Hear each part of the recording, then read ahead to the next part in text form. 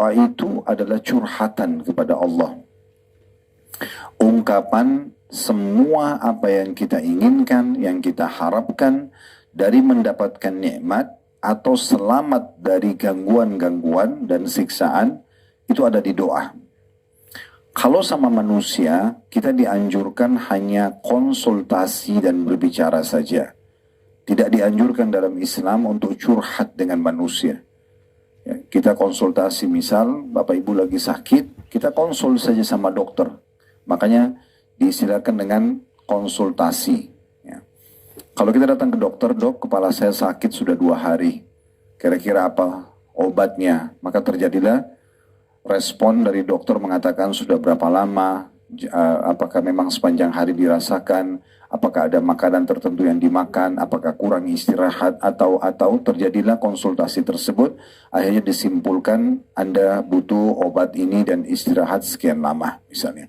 Itu konsultasi. Begitu juga dengan para ustadz dan ustadzah. Kalau kita mau tanya tentang sebuah hukum, konsultasi saja. Ustadz, suami saya ucapin kalimat talak dalam kondisi dia sadar, tapi emosi. Apakah jatuh talaknya misalnya? Atau tentang anak saya susah sekali disuruh sholat. Bagaimana caranya supaya saya bisa menasihatinya? Atau pendapatan suami saya kadang-kadang ada yang tidak jelas dari mana. Apakah itu halal untuk saya nikmati? Atau kita konsultasi. Tanya hukum, kemudian terima jawaban dari ustadz atau ustadzahnya, selesai. Itu namanya konsultasi. Itu sama manusia begitu. Dan tidak dianjurkan dalam Islam untuk curhat dengan manusia. Menyampaikan dan menuangkan semua permasalahan kita pada manusia. Itu tidak benar. Lalu ada yang tanya, kemana Ustaz saya harus curhat kalau begitu? Kepada Sang Pencipta Allah. Harus semua curhatan kita hanya kepada satu sumber, yaitu Allah Subhanahu wa Ta'ala saja. Karena kalau kita sedang mendapatkan nikmat, yang ciptakan kita Allah, yang ciptakan nikmat itu Allah, yang bisa pertahankan hanya Allah. Kalau kita sedang hadapi masalah, yang ciptakan kita Allah, yang ciptakan permasalahan itu, penyakit atau yang lainnya adalah Allah, yang bisa memberikan jalan keluar hanya Allah saja. Inilah yang dibahasakan oleh Nabi SAW. Kalau kalian minta kepada Allah, mintalah maksimal. Berlebihan dalam minta dan curhat kepada Allah, karena yang sedang kalian seru adalah Tuhan yang Maha Mulia. Dan juga Aisyah berkata radhiyallahu anha, kalau kalian minta kepada Tuhan kalian, mintalah segala sesuatunya, manjalah padanya, sampai tali sendal kalian. Di masa dulu kebetulan orang-orang kalau pakai sendal, itu terbuat dari kulit yang keras, bagian pijakan kaki, sisanya diikat dengan tali sampai ke betis. Itu model sendal masa dulu, maka mereka membahasakan dengan tali sendal. Kata Aisyah radhiyallahu anha ummul mukminin, mintalah kepada Tuhan kalian walaupun tali sendal kalian.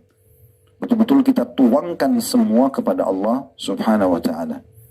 Dalam riwayat-riwayat yang lain, mintalah kalian kepada Tuhan kalian apa saja, selama itu bukan haram, dan selalulah merengek, manjalah padanya, karena sesungguhnya Allah benci justru dengan orang yang tidak curhat atau tidak menyampaikan atau berdoa kepadanya.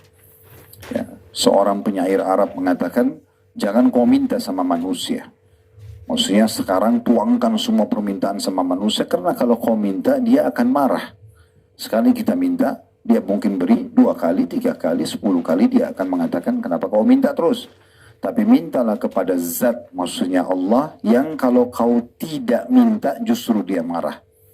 Kalau ada orang yang tidak mau minta kepada Allah, tidak mau manja, tidak mau curhat, tidak mau mohon kepada Allah, maka ini justru Allah marah padanya. Makanya dalam sebuah hadis Nabi SAW bersabda dalam hadis riwayat Tirmidzi, man lam yad'u Allah yaghdab alaih. Siapa yang tidak minta kepada Allah, justru Allah murka padanya. Yang tidak mau berdoa, justru Allah murka. Poin penting juga dalam pembukaan kita, masalah doa ini Bapak Ibu sekalian, perlu digarisbawahi, berdoa itu dalam kondisi minta agar nikmat Allah dipertahankan, jauh lebih afdal, lebih besar pahalanya, dibandingkan kita sedang ada masalah lalu minta solusi.